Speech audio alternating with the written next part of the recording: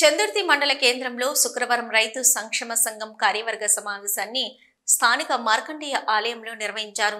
ఈ సందర్భంగా రైతు సంక్షేమ సంఘం మండల అధ్యక్షులు చిలక పెంటయ్య మాట్లాడుతూ ప్రభుత్వ హామీ ఇచ్చిన విధంగా రైతులకు 2 లక్షల రుణమాఫీ చేయలేదని, మండలంలో దాదాపు 600 మంది రైతులు వివిధ కారణాలతో రుణమాఫీ కాక ఇబ్బందులకు గురవుతున్నారని అన్నారు. అలాగే ఎన్నికల సమయంలో రైతు బంధు 15,000 రూపాయలు ఇస్తామని హామీ ఇచ్చిన ప్రభుత్వం ఇప్పుడు 12,000 రూపాయలు ఇస్తామని అనడం ఎంతవరకు సమంజసమని ప్రశ్నించారు.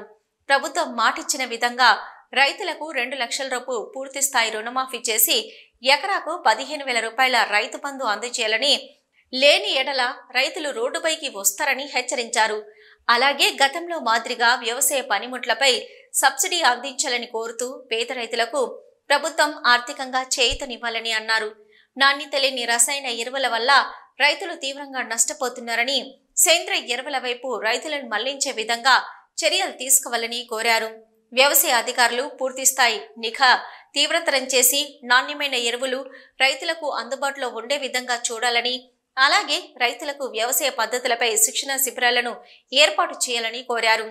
ఈ కార్యక్రమంలో లచ్చిరెడ్డి, లక్ష్మీరాజు, మర్రి శివరాజం, రామరాజు తదితరులు పాల్గొన్నారు.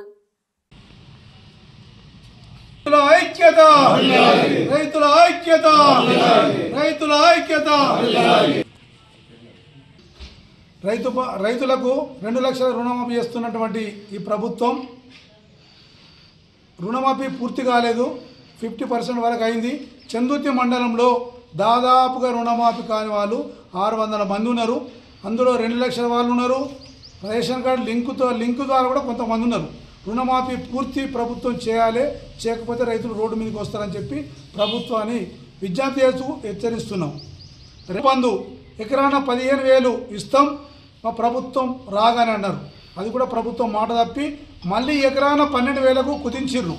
ఇది సమంజసం కాదు. ఎకరాన 15,000 రైతు బంధు ఇవ్వవలసిందే అని మేము రైతుల పక్షాన డిమాండ్ చేస్తున్నాం. మరి రైతులకు ఒక రైతు బంధే కాదు, రైతులకు గతంలో ఇచ్చినట్టు ప్రభుత్వాలు ఇచ్చినట్టు అన్ని రైతులకు సంబంధించిన పనిముట్లు ఇలా లిఫ్ట్ ఇరిగేషన్స్ కానీ పూర్తి సబ్సిడీలో ఇవ్వాలి.